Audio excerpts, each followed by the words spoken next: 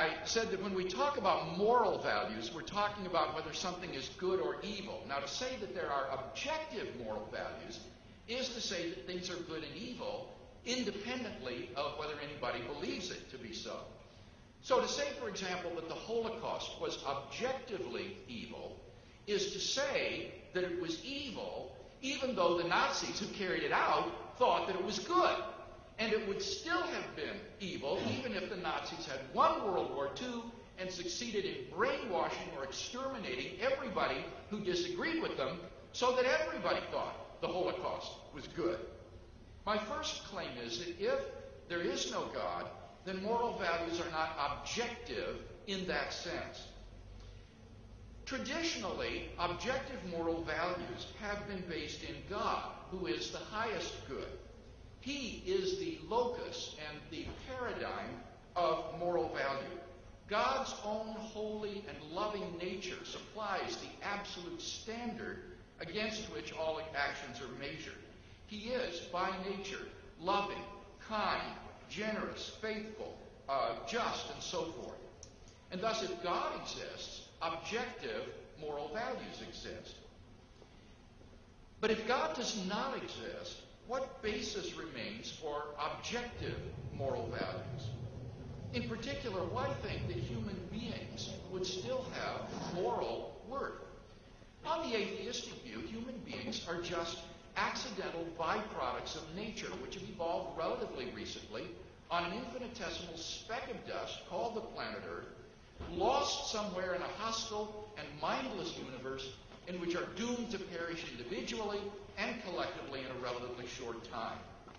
On a naturalistic view, moral values are just the byproduct of biological evolution and social conditioning. Just as a troop of baboons exhibit cooperative and even self-sacrificial behavior because natural selection has determined it to be advantageous in the struggle for survival, so their primate cousins, Homo sapiens, exhibit similar behavior for precisely the same reason.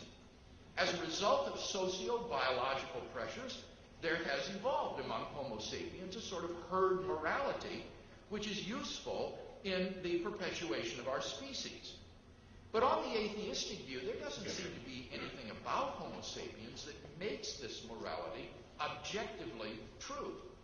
Philosopher of science Michael Ruse reports, the position of the modern evolutionist is that humans have an awareness of morality because such an awareness is of biological worth. Morality is a biological adaptation, no less than our hands and feet and teeth.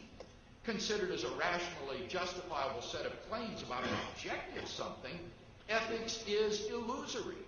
I appreciate that when somebody says, love thy neighbor as thyself, they think they are referring above and beyond themselves. Nevertheless, such reference is truly without foundation. Morality is just an aid to survival and reproduction, and any deeper meaning is illusory. If we were to rewind the film of human evolution back to the beginning and start anew, people with a very different set of moral values might well have evolved. As Darwin himself wrote in The Descent of Man, if men were reared under precisely the same conditions as bees, there can hardly be a doubt that our unmarried females would, like the worker bees, think it a sacred duty to kill their brothers, and mothers would strive to kill their fertile daughters, and no one would think of interfering. For us to think that human beings are special and our morality objectively true is to succumb to the temptation to speciesism, an unjustifiable bias in favor of our own species. The objective worthlessness of human beings on a naturalistic worldview is underscored by two implications of that worldview: materialism and determinism. Naturalists are typically materialists or physicalists who regard man as merely an animal organism. But if man has no immaterial aspect to his being, whether you call it soul or mind or whatever, then we're not qualitatively different from other animal species. On a materialistic anthropology, There's no reason to think that human beings are objectively more valuable than rats. When a terrorist bomb rips through a market in Baghdad, all that really happens is just a rearrangement of the molecules that used to be a little girl. Secondly, if there is no mind distinct from the brain, then everything we think and do is determined by the input of our five senses and our genetic makeup. There is no personal agent who freely decides to do something. But without freedom, none of our choices is morally significant. They're like the jerks of a puppet's limbs, controlled by the strings of sensory input and physical constitution. And what moral value does a puppet or its movements have? Richard Dawkins' assessment of human worth may be depressing, but why, on atheism, is he mistaken when he says, there is at bottom no design, no purpose, no evil, no good, nothing but pointless indifference. We are machines for propagating DNA. It is every living object's sole reason for being. If there is no God, then any basis for regarding the herd morality evolved by Homo sapiens as objectively true seems to have been removed. Take God out of the picture, and all you seem to be left with is an ape-like creature on a tiny speck of dust beset with delusions of moral grandeur. Second, if God does not exist, objective moral duties do not exist. Duties have to do with whether something is right or wrong. Now, you might think at first that the distinction between right and wrong is the same as the distinction between good and evil. But if you think about it, you can see that this isn't the case. Duty has to do with moral obligation, with what I ought or ought not to do. But obviously, you're not morally obligated to do something just because it would be good for you to do it. For example, it would be good for you to become a doctor. But you're not morally obligated to become a doctor. After all, it would also be good for you to become a firefighter or a homemaker or a diplomat, but you can't do them all. So there's a difference between moral values and moral duties. Now, my claim is that if God does not exist, then we have no objective moral duties.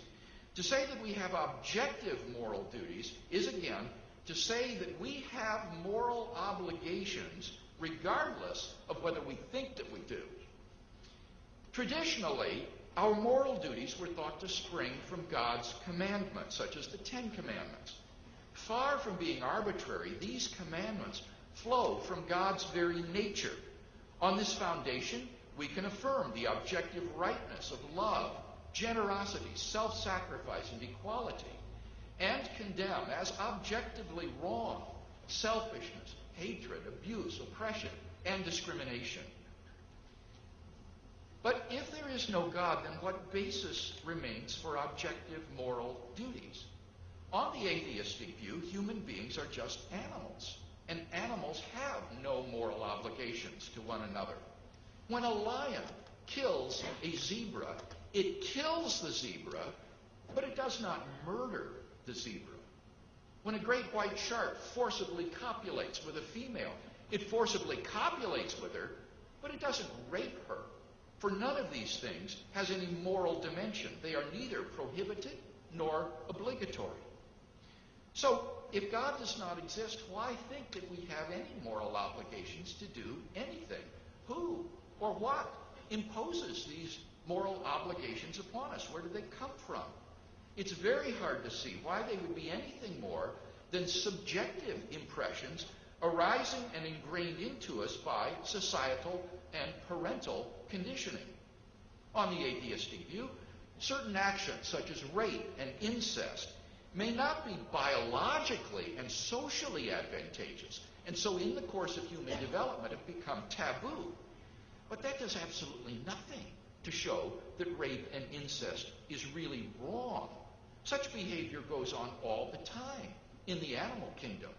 On the atheistic view, the rapist who goes against the herd morality is doing nothing more serious than acting unfashionably, like the man who belches loudly at the dinner table. If there is no moral lawgiver, then there is no objective moral law which we must obey. Thirdly, if God does not exist, then there is no basis for moral accountability. Traditionally, it's been held that God holds all persons morally accountable for their actions. Despite the inequalities of this life, in the end, the scales of God's justice will be balanced. Thus, the moral choices we make in this life are infused with an eternal significance. But if God does not exist, then what basis remains for moral accountability? Even if there were objective moral values and duties under atheism, they seem to be irrelevant because there's no moral accountability. If life ends at the grave, it ultimately makes no difference whether you lived as a Stalin or as a Mother Teresa. As the Russian writer Fyodor Dostoevsky rightly said, if there is no immortality, then all things are permitted. Given the finality of death, it really does not matter how you live. The state torturers in communist prisons in the Soviet Union understood this all too well. Richard Wurmbrand reports, "The cruelty of atheism is hard to believe when man has no faith in the reward of good or the punishment of evil. There is no reason to be human. There is no restraint from the depths of evil which is in man. The communist torturers often said, 'There is no God, no hereafter, no punishment for evil. We can do what we wish.' I have heard one torturer even say, 'I thank God, in whom I don't believe, that I have lived to this hour when I can express all the evil in my heart.' He expressed it in unbelievable brutality and torture inflicted on prisoners.